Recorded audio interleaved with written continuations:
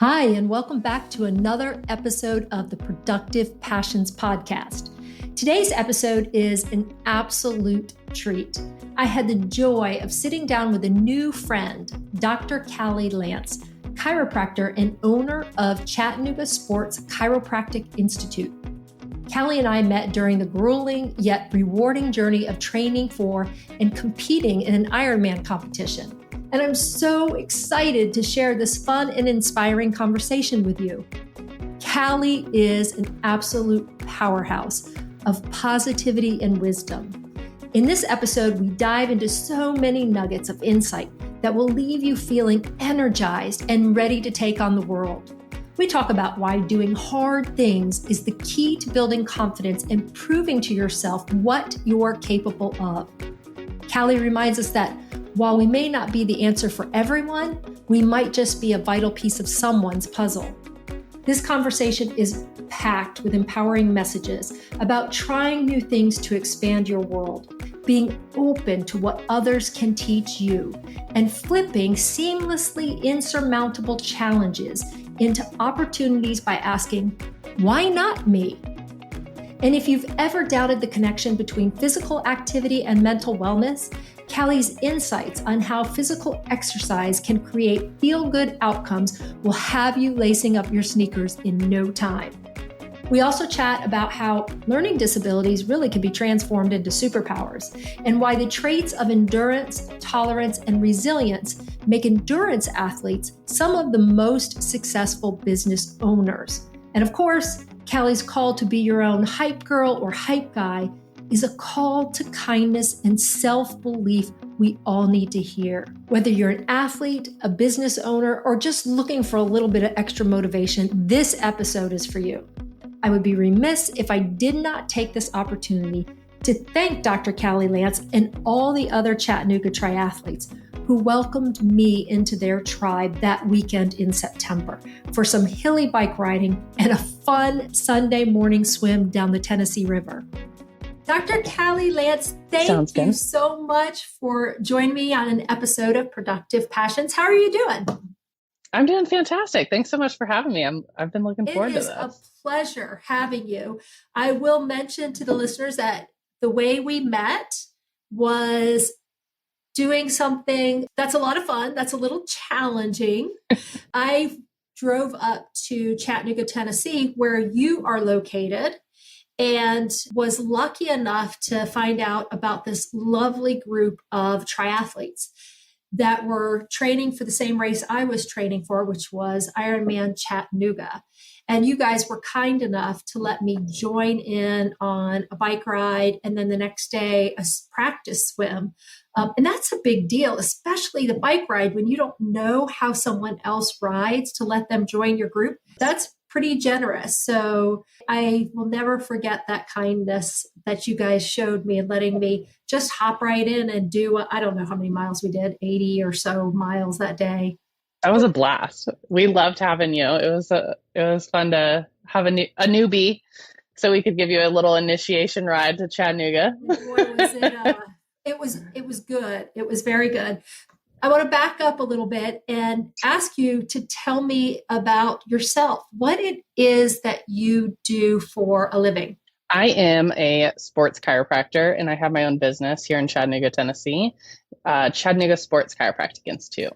And so it's a little bit of like all inclusive. I know a lot of people hear chiropractor and they're like, oh, you're just going to adjust and that's it. My neck. Yes. There's patients I don't even adjust. I am very in depth. I want to get to that root cause. I want to get you feeling better, and give you the tools for you to treat yourself, since you can't rely on me all the time. But so there's a lot of self-reliance back on the patient, but I'm there to give you strength training, dry needling adjustments, soft tissue. A lot of times, sometimes it's just a psychology appointment, a little mental health, but a little bit of everything all wrapped into one. I was looking at your website and I thought, I wonder how many people show up to your office to see you expecting a very passive treatment and kind of hoping for a feel good treatment. Do you run into that very often? And then what is the reality of a typical treatment? That's a great question. I hope they don't come in thinking it's a passive treatment. I do a lot of passive because I'm very hands-on. I want to do a lot of soft tissue, actually touch the problem area. But I do have 3 rules in my office that I tell you on the first day. And rule is number 1, don't forget to breathe, because how many of us forget to breathe all the time or hold our breath and hold on to that tension? But number 2 is I'm heavy-handed. So when I'm doing soft tissue, we're touching the problem and we're getting to it. So I say I'm heavy-handed and let me know if it's too much. And then rule 3 is doing your home exercises, because I can only rely on the hour or 30 minutes that you're with me. I can't do the other 23 hours of the day. That is all your responsibility. And that is a challenge. And I understand from my previous professional role as an occupational therapist that the bane of our existence is somebody who expects you to fix them and not do the homework that's necessary to complement what you're doing, and then to maintain those gains achieved in the treatment session. So I feel your pain, sister. Right. Which is why my motto is empower your athlete within, or empower the athlete within, because it's you empowering yourself to be that athlete, whatever level that may be. So part of the reason that I'm talking to you today is I talk to people who were brave enough to put their passions to work for them, or who are considering doing that, or somewhere along the journey of taking a chance on themselves and doing what they love to do. So I wanted to ask you, how would you describe yourself? Oh, that's funny, because I was actually just talking to a patient about this this morning, just because they called me intense, and they're like, oh, I forget the full wording that they use, but I was like, I kind of like intensity better than what I'm normally referred to as is intimidating. So they're like, yeah, your intensity comes from a place of kindness, of wanting to help, versus being intense of trying to be like at a higher step than someone else, if that makes sense. And I was like, oh, that's actually I like that. But along those lines, I do have very high standards. I want everyone to be at their best. One of my favorite jokes is from Mean Girls, where it's like, I'm a pusher. I push people because I do. I want you to achieve those goals that you think are absolutely impossible, because I've done that to myself, and I've seen the growth and capabilities that I've been able to achieve, and I want everyone else to have that opportunity. What is a little known fact about you? Oh, that's a hard one. I know. I always ask my patients on the first appointment, give me a fun fact about yourself. And all of them are like, I don't have anything fun. And now tables have turned and I'm like, So you never thought about it yourself? A little, right? Well, I have a fun fact, but a little known fact. Give me their fun fact. Okay. A fun fact. Well, I have a handful, but I hate when food touches. Like, oh gosh. I've gotten so many joke things of like the plates, like from elementary school, that are the dividers. And I'm like, that's literally the best gift you could ever give me. You're like, that didn't insult me at all. I'm grateful. I love it. Yeah. So that's kind of like my fun fact. I hate when food touches. I'm the exact opposite. I mix everything together. So you would probably be like, oh my gosh. I can't do that. What are you doing to your food? You're butchering it. I've heard you talk about changing your mindset during a race to get through the exhaustion. Does this also apply to what you do professionally or personally to get through hard things? Yes, in a different way. I definitely think triathlon goes a lot into or converts, or even endurance running, whatever, especially with a business owner. How does that relate? There's so much behind the scenes that I feel like a lot of people that don't own a business don't realize. Most of us are working, granted, if you have better life boundaries than I do, you're not working 24/7, but at the same time, there's always something going on in your head, an idea that you've been thinking of.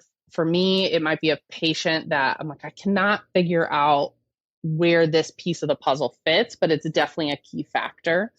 So along those lines, within endurance sports, you have to be able to change your mindset of, okay, I'm not going to figure this out, or this plan isn't working, and now I have to shift and not necessarily go on the fly, but either ask someone for help or, okay, well, let's try and adapt to this capability.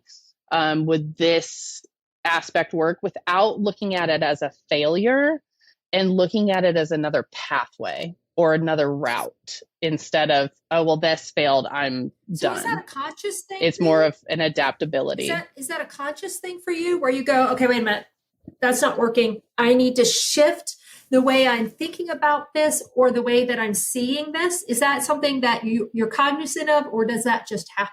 A little bit of both, depending on the difficulty, I would probably say, as well as the feedback. I always need a lot of communication from my patients, but it's a little bit of both. Or I might see something else and I'm like, okay, well, this works, but this, if we fine tune it, then we might be able to make it work better in this realm of, oh, they said this today that they haven't told me before.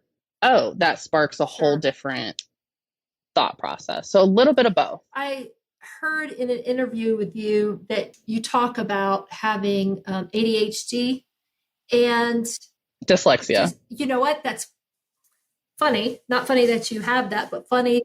I also suffer. Gifted. Yes.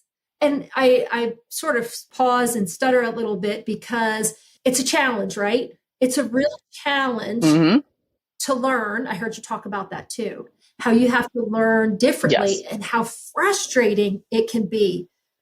But I wanted to hear from you. What are the benefits that you've experienced having had to work harder? And I ask you this because I know our listeners, there are some who experience the same thing and feel very frustrated about the amount of time or to learn, or the amount of extra work to put into trying to learn something that it seems like everybody else is picking up like this. Have there been benefits to that challenge of taking longer and more effort to learn? Well, that's a great question. And honestly, that the way you asked that really put some light bulbs in my head. So it took me a while to realize how I learned or what was my best way to learn. And I know they talk about that in school of like auditory, visual, kinesthetic, whatever. But most schools are visual and auditory. And I'm a kinesthetic learner. And I have to be hands-on. I was going to ask what that meant. Oh, sorry. Yeah. It's kinesthetic is like doing or performing hands-on. And so that's how I learned. So I either had, if it was like a lot of notes, I had to rewrite my notes. And everyone makes fun of me because I have a colored pen addiction.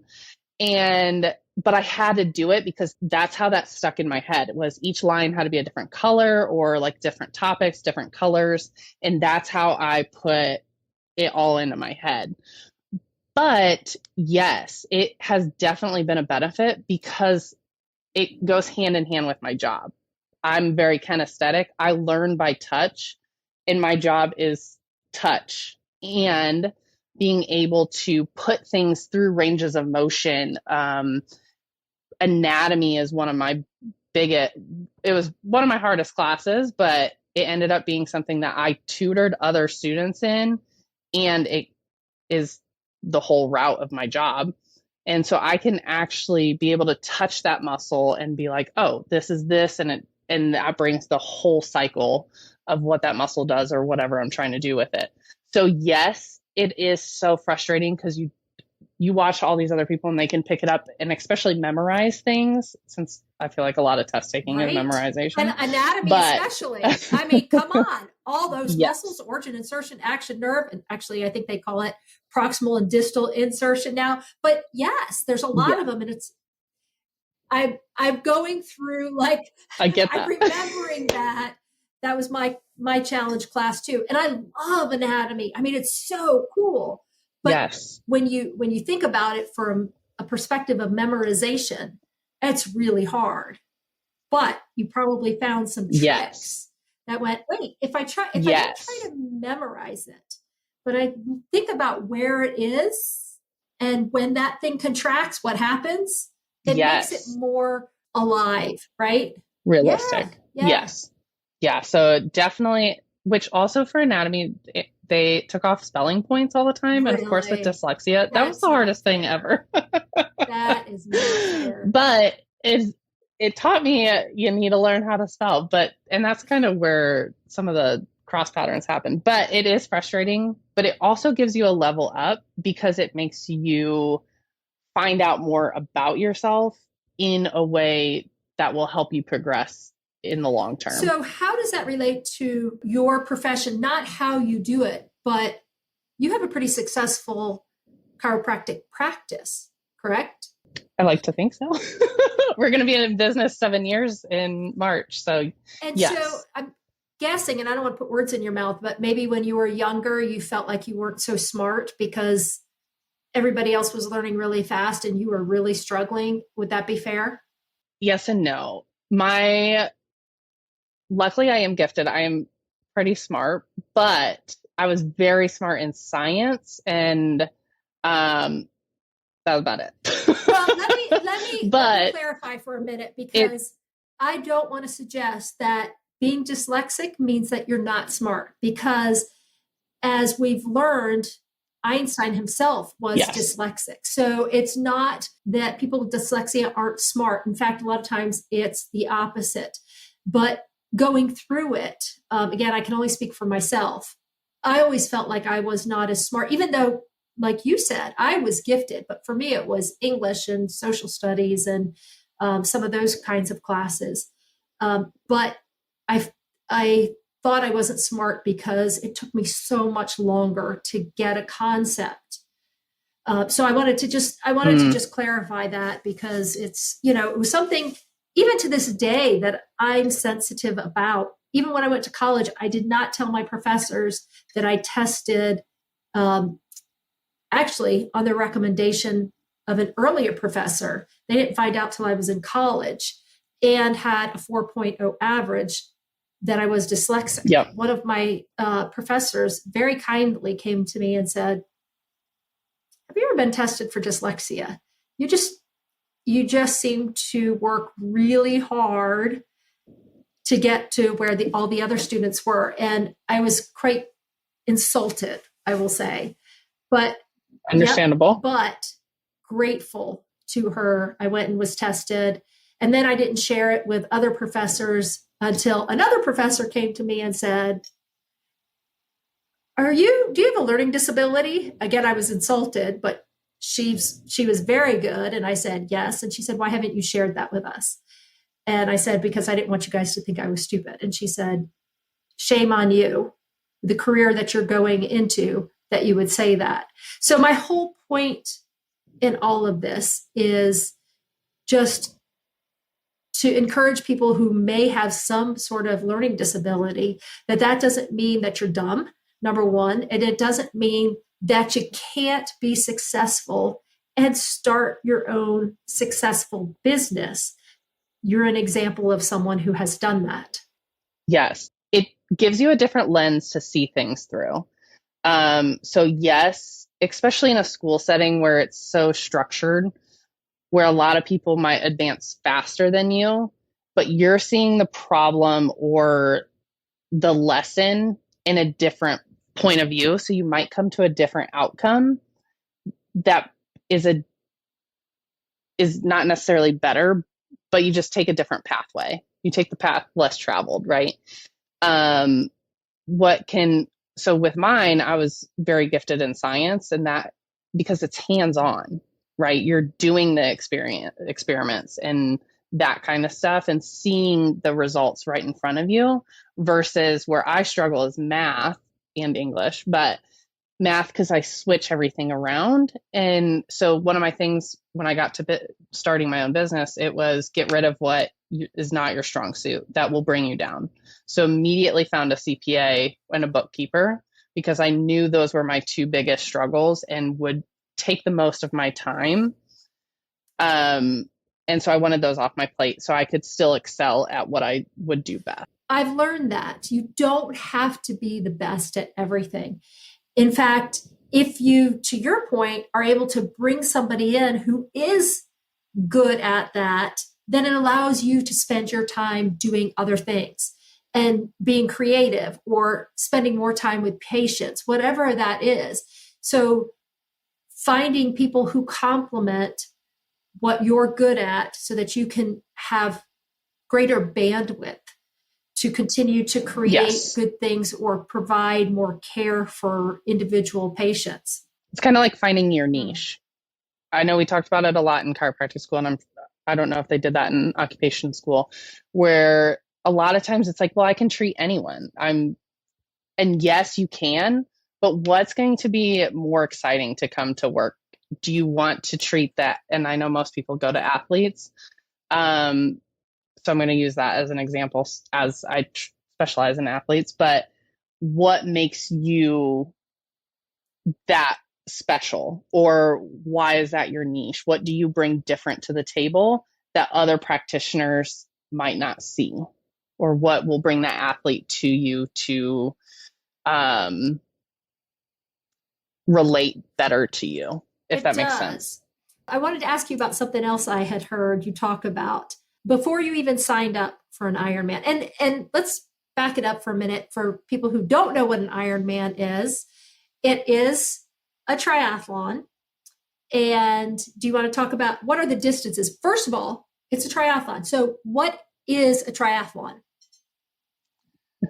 A triathlon is swim, bike, run. And there are different distances. And for a full Ironman, it is a 2.4 mile swim, 112 mile bike, and then a 26.2 mile run. So 140.6 miles. And you have usually 17 hours, but for Chattanooga, they like to be special. You only have 16 and a half hours to finish. And Chattanooga is a special course, isn't it? Yes. It's different. Chattanooga likes to be different. And we know both Callie and I completed the 2024 Chattanooga Ironman. And to their credit, they were able to pull it off in spite of a hurricane. And in spite of, I think, 6 weeks or so before the race, one of the counties that had the bikes come through said, not this year. So they had to create a whole new bike course. So it was definitely a special Ironman and a wonderful one. But now back to what I was going to ask. Adaptability and flexibility are key in life. That's right. And it had to be that day because we all got up. We had heard that the swim was going to be canceled. And indeed, it was canceled because it was not safe. And so you have to adapt. Okay, now what does your day look like? Now, do you need to do something different with your nutrition? Lots of things, just mentally preparing. It sounds like, oh, good, it's going to be an easier day. But when you've planned and you have your bags out for each of those things to transition, it's a shift. Before you did the Ironman, somebody encouraged you or suggested that you try. And I had heard your response, but I'd like for you to share with the listeners, what was your response when somebody suggested you ought to sign up for this 140.2 mile race?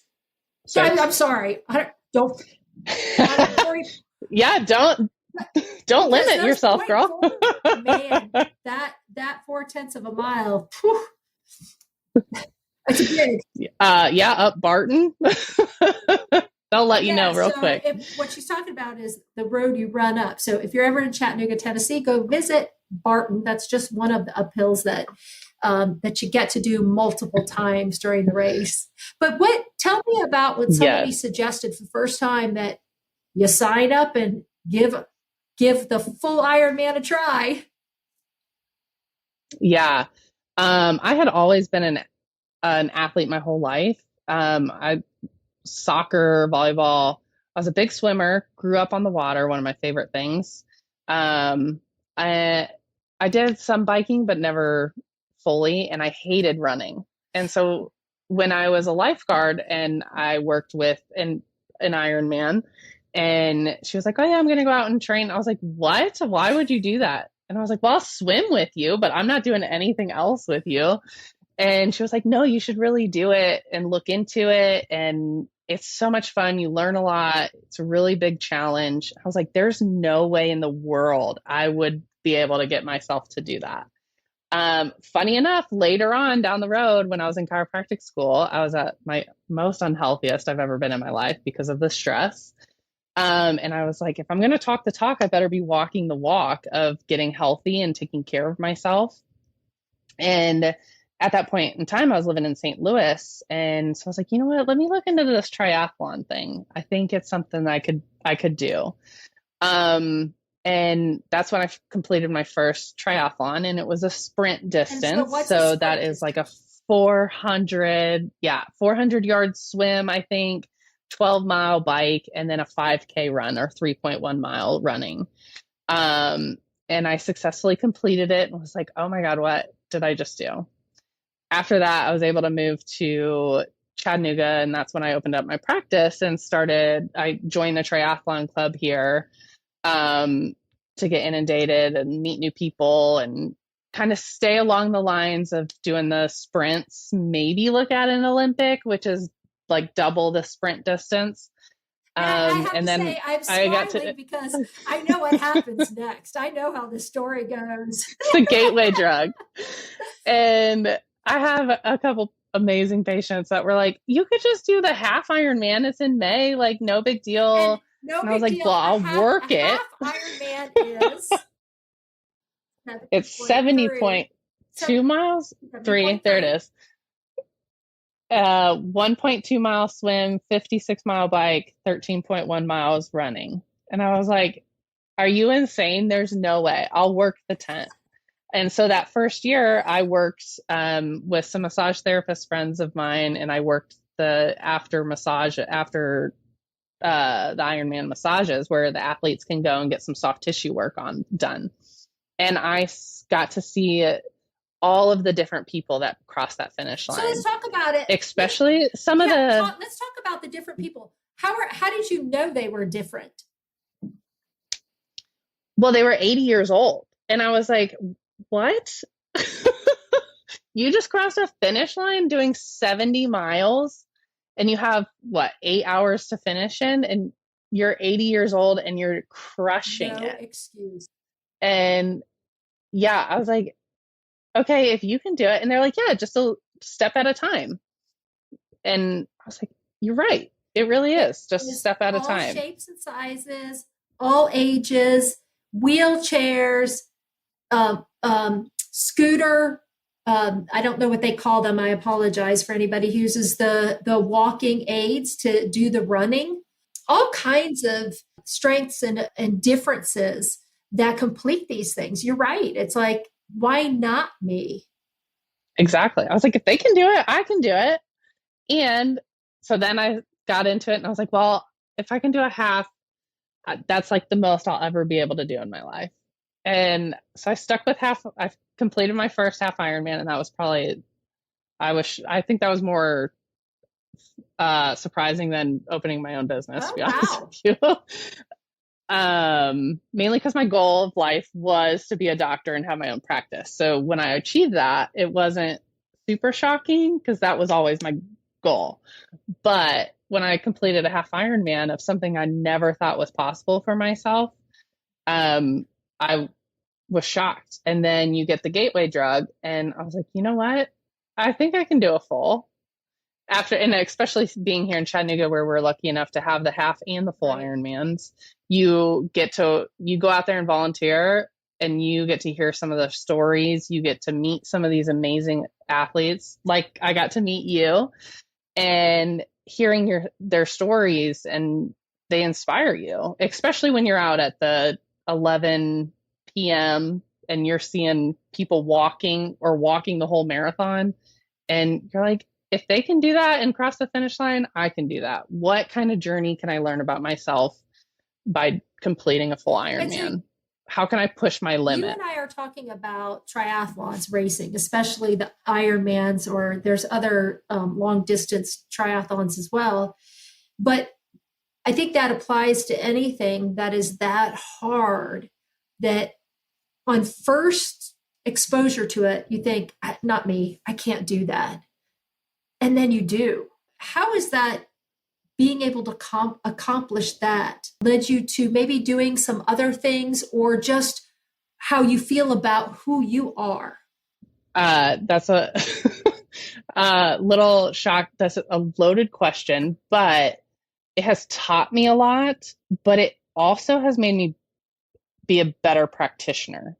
And that's how I got into more specializing in endurance athletes, especially because I went through that's insane. Why would anyone want to do that? To doing it and realizing how underserved the endurance population really is in a medical setting, because most of the time the treatment plan is rest and stop doing what you're doing. When in reality, a lot of times you have to either add in strength training, stretching, or we have to change your form just a little bit, or we have to change the mileage. You might have gone out too far, too fast, whatever it may be.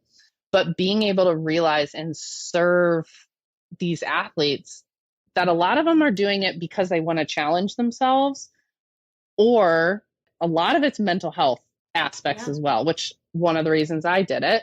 And to be able to help them get back to what brings them peace, calmness, relaxation into, and be able to be better at their jobs, or be a better mother, father, spouse, or just better person in general, is so powerful and rewarding to be able to be that resource. So what was it that Ironman did for you personally? One of my big things in my journey, I guess you could say, is learning to be my own hype girl. I am selfishly amazing at helping others and being able to be their cheerleader and seeing the bright side of things for them. But when it comes to looking in the mirror, I am very good at looking at the dark side, or looking at the insecurities or the weaknesses. And I realized how much that brought me down and was so toxic that I was like, I need to do something and surprise myself of, yeah, you might be a bigger girl, but you just did 140 miles. You are strong. You are strong. 6. Yes.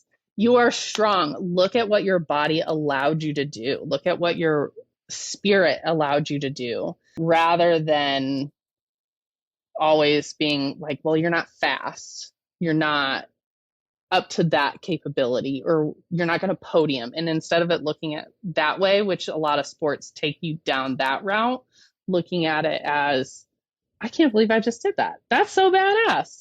It really is in doing hard things that you gain some confidence, and not just to boast, or to wear a medal, or to hang up a medal, but to prove to yourself, or to show yourself what you are capable of.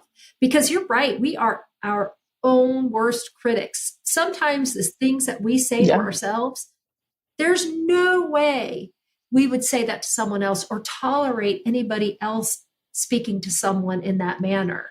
Who has been the most influential person in your life, and do they know it?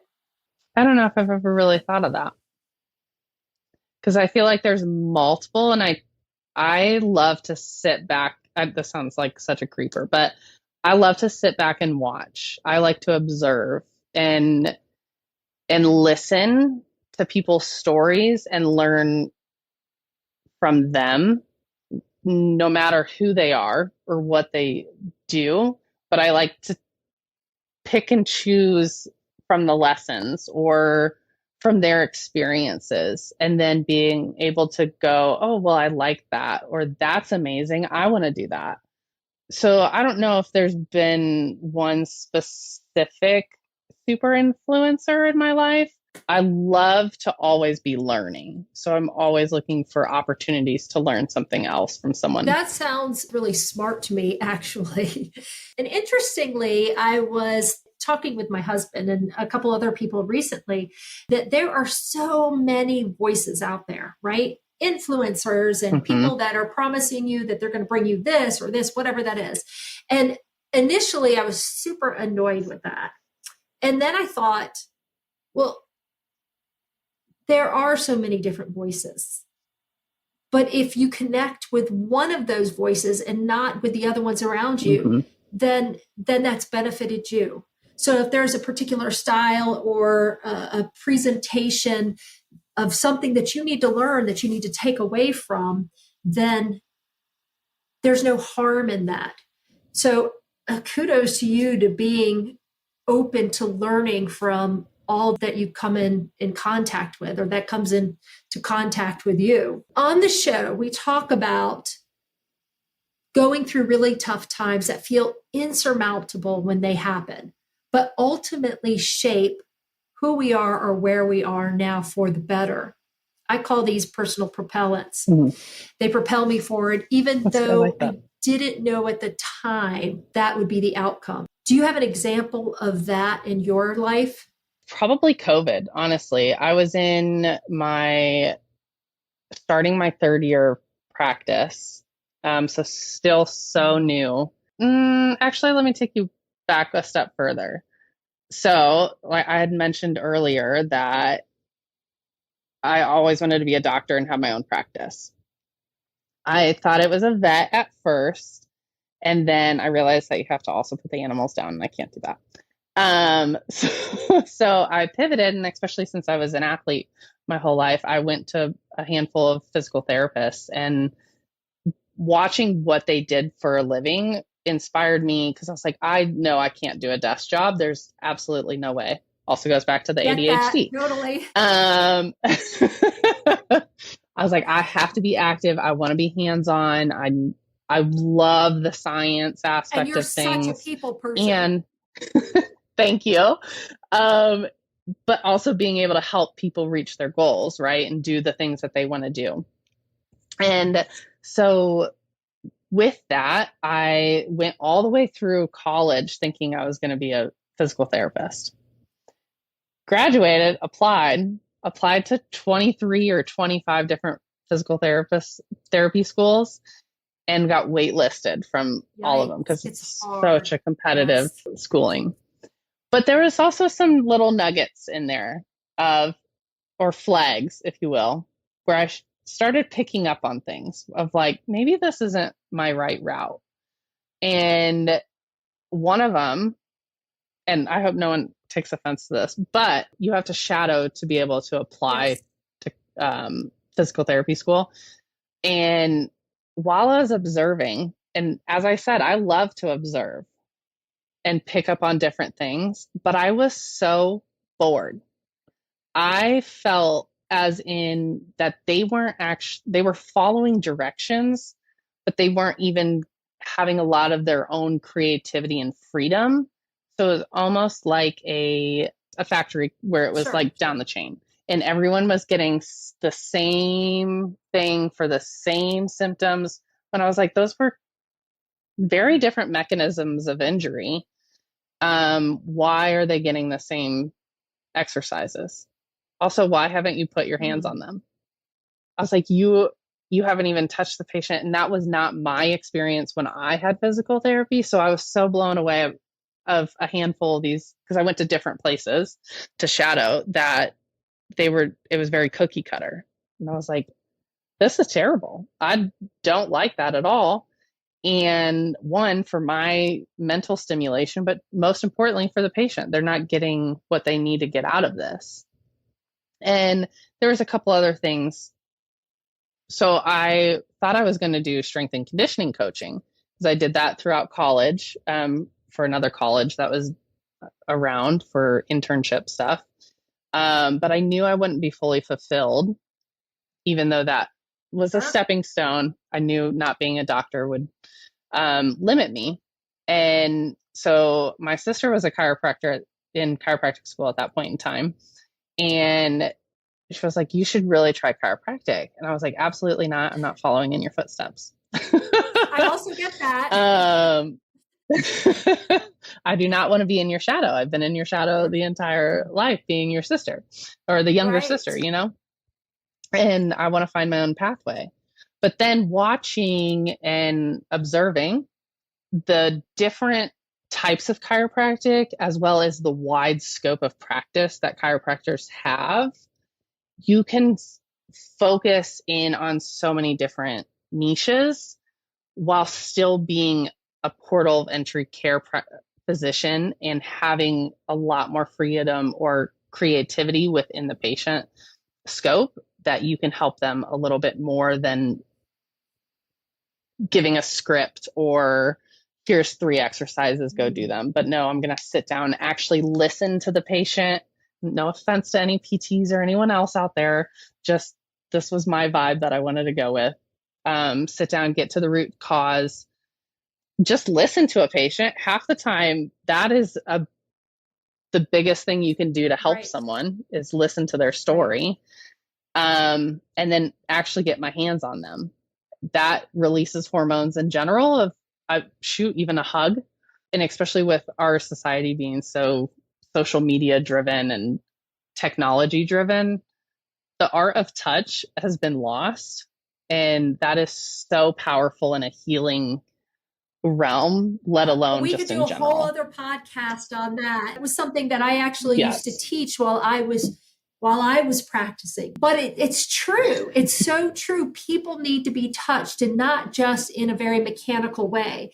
So when I would teach caregivers how to turn, how to position in a wheelchair, how to do whatever, I would also say, you know, certainly depending on the relationship, but also like, have you lovingly touched this person? Even if you're a caregiver, you're not related, like a hand on the shoulder, or even somebody who's unresponsive, just like a stroke on the face. It's, you know, we did a lot of sensory stimulation kind of things, but you don't have to be a patient to need that. And you are so true. I'm not saying social media is bad by any stretch of the imagination. No.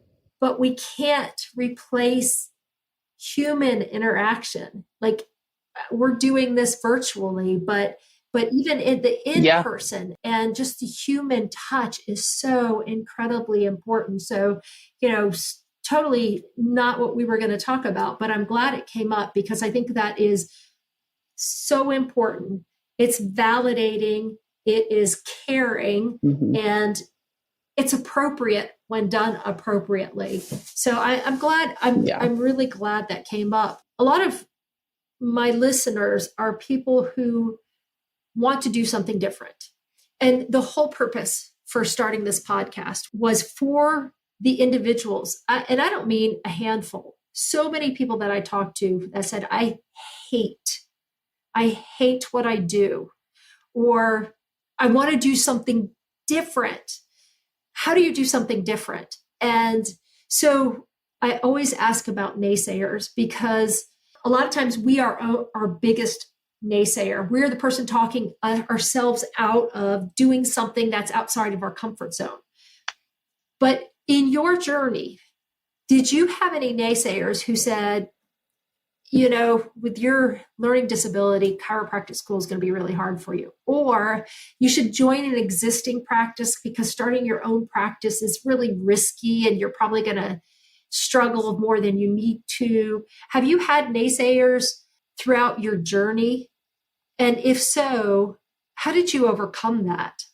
Probably one of my biggest, when I was in chiropractic school, I specialized in athletes already.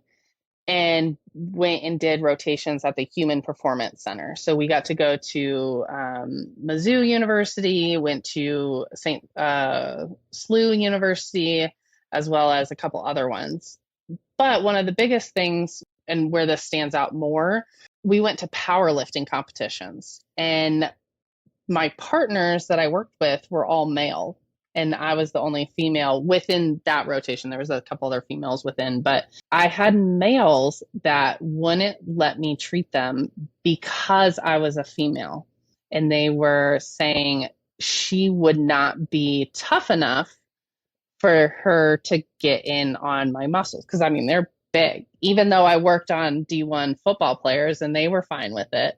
But some of the egos, right? And they're like, oh yeah, you won't be able to get deep enough, or or adjust me. And I was like, funny enough, most of my patients, like within chiropractic school, I would always go to the males to practice on. And that was just more my comfort zone. And especially like females that were really tiny and skinny, I felt like I was going to break them. So I avoided them. So I kind of did a little bit of the naysayer myself on other colleagues. But then when I started my practice, it was a very male dominated patient base that I didn't realize until someone was like, oh yeah, I want to send my wife in, but I think they'd be scared of you. And I was like, what? Not even realizing that I had taken that naysayer and turned it into my main patient base, because I was like, no, I'm strong enough to do that. Yeah. So that went like full circle. So I was like, oh yeah, that's a good answer to that question. Besides there's always naysayers, when, especially people wanting to bring you down a notch when you're passionate about what you do. So how do you, when that happens, because that can really take somebody out of the game if they believe they really want to do something. And instead of having support, they have that no, and it could be very well intentioned. Mm-hmm. How do you overcome that feeling of, oh gosh, it's not just me that thinks I can't. There are other people too. There's a couple different ways to go about that. And I think it depends on the situation as well as the person, whether you want to use that as fuel on the fire. So fuel on the fire of using that, the no to say, watch me, or to take that and be like, is this really what I want to do? And actually have that sit down conversation with yourself of, well, if other people don't think I can do it, why? Why not? And truly ask yourself those questions, and then go through of, well, are you passionate about this? Is this something that lights the fire in you, that you're going to want to get up and go to work every day and maybe even fight that battle every day? Is that something that you're willing to do? Or what is the true passion that you're looking for, that you would be willing to have those fights? Along your journey, what has been the most disappointing thing that you've encountered? Not being the answer to everyone's problem. Oh gosh. Wow, that's good. How did you respond to that when you kind of were like, maybe I'm not it for everybody? Very hard. Signed up for multiple Ironman in a year. That's how you dealt with it? No, gosh, I get that. I get that. Yes, because you did not just one, you did two. That's really hard. But is that your outlet, is go out and do something very physical, very hard? Very much so. Because it forces myself to have conversations in my head. But learning that it's okay to not be the answer to everyone, because you might have a piece of the puzzle, and that's why they were led to you, that you can get them, you're not the answer, but you can get them to the proper place, or you can at least be a little light in the life to maybe spark a little fire within them. Gosh, I really like that. So even if you're not the answer, you might be part of an answer, or you still might have really important stuff to contribute for them. A cookie for the appetizer, a little treat. I like that. Okay, well, now let's talk about the opposite. What has been the best or most surprising thing that's happened along your journey from student to doctor or from athlete to Ironman athlete? See, now that question is very hard for me because I am so bad at looking at the good things. And as you could tell with the bad question, I had Dr. answers. Callie, thought, When you ask me about the good thought, things, I don't know. it was going to be obvious that I have been the best thing. No, I'm totally kidding.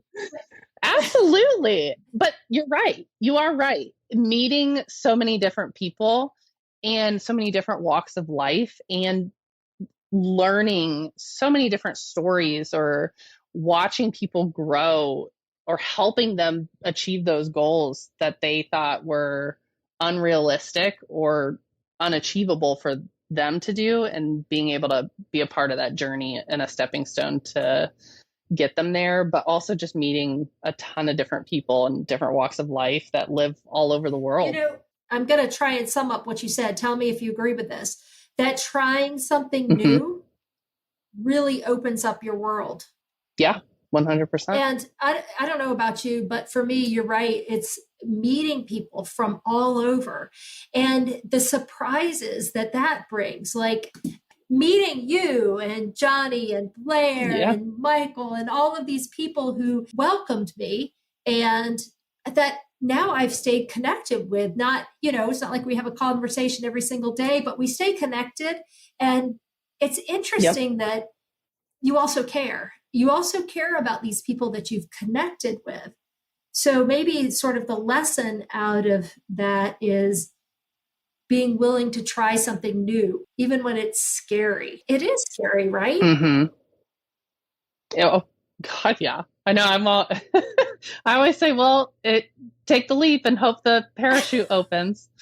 But just a little dark humor too. It's the truth. And at the same time, you never know who you're going to meet. That could be another stepping stone to endless opportunities. Right. I did one of my first half Ironmans years and years ago. And I had a coach at the time and I went by myself. One of my friends said, you put your big girl panties on, because we would always go and and that's a big step. Yeah. So going there and not having the support of other people doing the same thing. I remember saying to my coach, oh my gosh, everybody here looks super strong. These are like real athletes, not like me. And he was kind of a tough love kind of person. And he was like, you are there appropriately so. You are there because you earned it. You worked hard and you are one of those people. And when he said that to me, I was like, wow, I didn't feel like I belonged. And when he said that to me, I was like, you know what? Maybe I do belong. And that was very early in my triathlon career. So it meant something to hear that you belong. But if I had never taken that first step and gotten out of my comfort zone and tried swim, bike, run, put together in one day, I wouldn't have known that. Right. You and I wouldn't be having this conversation today. So you're right. You never know where it's going to take you, who you're going to meet, or what those connections might mean for you personally, professionally, however. Be comfortable being uncomfortable. Yes. What is next for you? You've done some really big things in your life. What's next? Yeah. Honestly, I've been trying to figure out how to relax and not take so much onto my plate, but that is easier said than done. Yes.